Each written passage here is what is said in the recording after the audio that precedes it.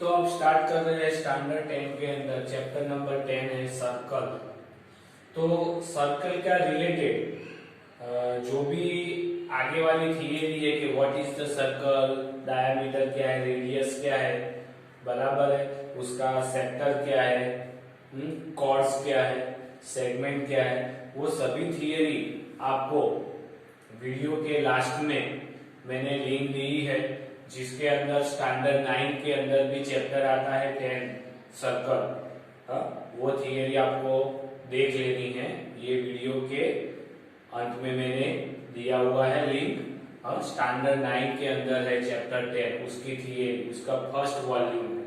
तो वो आपको बेसिक इंफॉर्मेशन बता देगी कि स्टैंडर्ड 9 के अंदर वो क्या था वो। तो अब डायरेक्टली हम बात करते हैं circle and line in the plane. Plane के अंदर सर्कल और लाइन है तो आपको तीन चीजें मिल सकती है। सर्कल है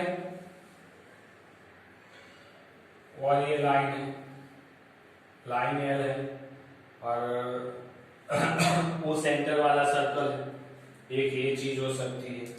दूसरी चीज ये हो सकती है, सर्कल है और पास थ्रू होती हुई लाइन है एल, यानी दो पॉइंट में आपको पास आउट करती है, जैसे कि ओ उसका सेंटर है और ए और बी पॉइंट में टच करती है, यानी इंटरसेक्ट इन टू पॉइंट। और तीसरी बात हो सकती है, सर्कल है और ये लाइन है, तो कोई एक ही पॉइंट में आपको इंटरसेक्ट कर सकती है। तो फर्स्ट के अंदर हम क्या लिख सकते हैं? तो फर्स्ट के अंदर हम बोल सकते हैं नो इंटरसेक्ट पॉइंट, जबकि इसके अंदर टू इंटरसेक्ट पॉइंट मिलेंगे। कौन से? A and B. जबकि थर्ड के अंदर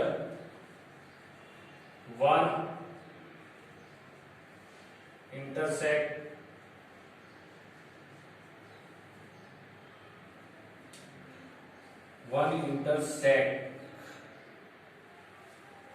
SEC, वन इंटरसेक्ट पॉइंट मिलेगा, और वो है पॉइंट P।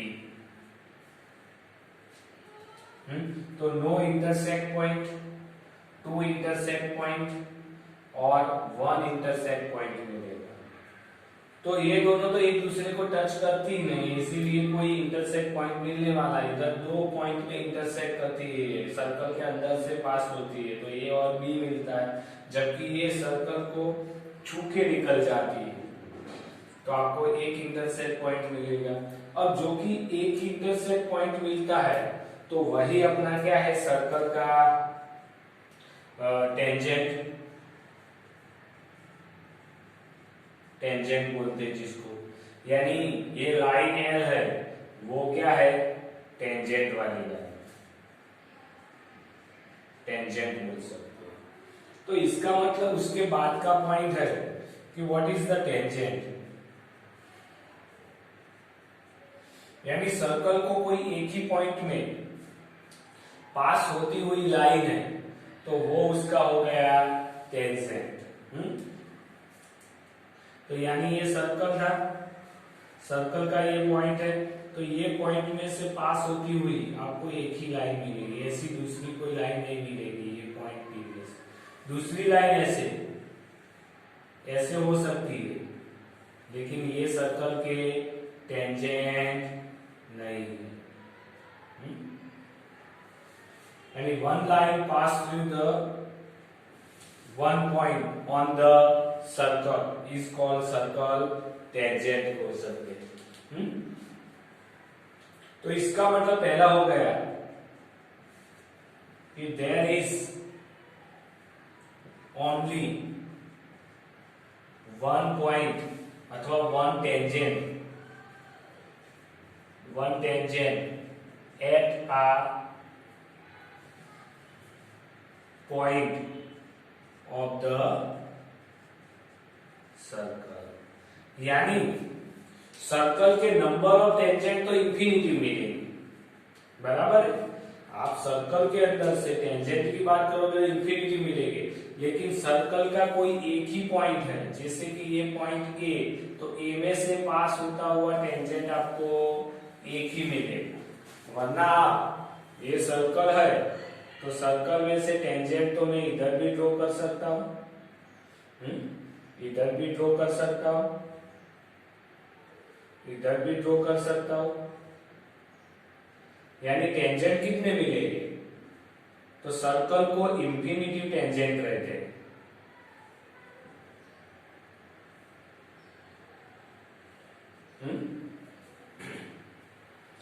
टेंजेंट मिलते कितने हैं? इंफिनिटी मिलते हैं, लेकिन कोई only one tangent at the point of the circle, कोई एक पॉइंट के ऊपर से आपको एक ही टेंजेंट मिलने वाला है, और पूरे सर्कल में आपको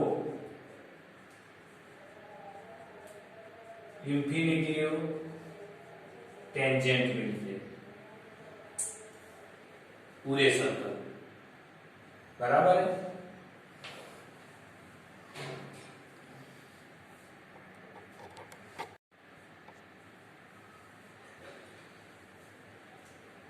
अब थियरम 10.1 है, जो आपको प्रूव नहीं है, खाली उसकी डेफिनेशन समझनी है, स्टेटमेंट क्या है।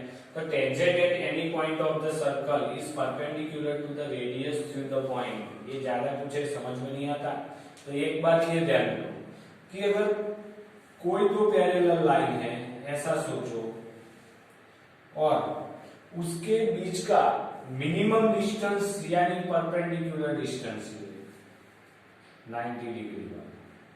अगर मैं ऐसे क्रॉस लाइन करूंगा तो इसकी लेंथ ज्यादा होगी। स्ट्रेट लाइन करूंगा, जैसे कि ये पॉइंट है, ये पॉइंट से मेरे को ये लाइन के ऊपर का डिस्टेंस, तो मैं ऐसे लाइन ड्रॉ करूंगा तो ये क्या होगी? सबसे ज्यादा लेंथ होगी। लेकिन इधर मैं ड्रॉ करता हूं और परपेंडिकुलर लाइन रहती है, तो अगर ओ एम बोलता हूं और ओ ए है, तो O A is greater than O M होगा। क्यों? यही मिनिमम डिस्टेंस होगा, क्योंकि वो परपेंडिकुलर लाइन है ना। तो यही यूज हमें इधर करना है। इधर बोला है परपेंडिकुलर, तो हम उल्टा करेंगे। मैंने क्या बोला? अगर परपेंडिकुलर है तो मिनिमम डिस्टेंस है, तो इसका मतलब अगर मिनिमम डिस्टेंस है तो वो क्या हुआ? परपेंडिकुलर ही लाइन हुई। तो सर्कल के अंदर भी ऐसा ही करना है। इसके अंदर तो जैसे कि ये सर्कल था, सर्कल के ये टेंजेंट है, बराबर है कि नहीं? तो tangent at any point of the circle, ये सर्कल के ऊपर का टेंजेंट है, ये पी पॉइंट है, सर्कल का सेंटर ओ है, परपेंडिकुलर ये to the radius through the point of contact, और ये वाला मैं लेता हूं, जैसे कि इधर कोई पॉइंट है ये। तो आपको क्या प्रूव करना है? अगर AO is greater then OP है, OP होगा ना ऑलवेज, क्योंकि पॉइंट A कहां है? Exterior part of the circle है, जबकि पॉइंट P कहां है? ऑन द सर्कल है। तो OP रेडियस भी हुई कि नहीं? तो ये रेडियस यानी मिनिमम डिस्टेंस हुआ। अब रेडियस के बाहर आप जाओगे, कोई एक पॉइंट सर्कल के बाहर है, तो उसका डिस्टेंस O से A का डिस्टेंस रेडियस से क्या होगा? ज्यादा ही होगा, यानी OA is greater then radius of circle बोल सकता हूं। आएगा कि नहीं? तो इसका मतलब OP है वो मेरा मिनिमम डिस्टेंस है। अगर OP मिनिमम डिस्टेंस है, उसका मतलब क्या हुआ? OP परपेंडिकुलर टेंजेंट है और OP अपनी रेडियस भी है, इसीलिए circle perpendicular to the radius होती है। तो टेंजेंट को रेडियस ऑलवेज क्या है? परपेंडिकुलर होती है। तो radius perpendicular OP, sorry tangent.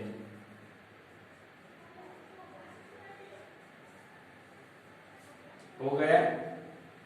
तो आपको इस तरह से उसको प्रूव करना है। आपको इंटीरियर पार्ट में कोई अगर पॉइंट होगा तो वो तो ओपी से कम डिस्टेंस होगा, और इंटीरियर पार्ट में तो है नहीं, क्योंकि लाइन है, टेंजेंट है, टेंजेंट कहाँ होता है तो ऑन द सर्कल पे ही होता है ना उसका पॉइंट।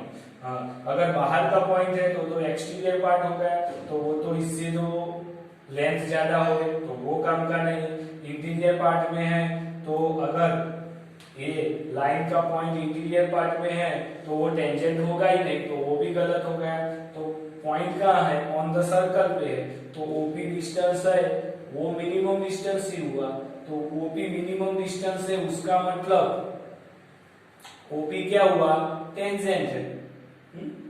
तो इस तरह से थ्योरम 10.1 आपको प्रूव करना है। मैंने उसका डेफिनेशन के बारे में बताया।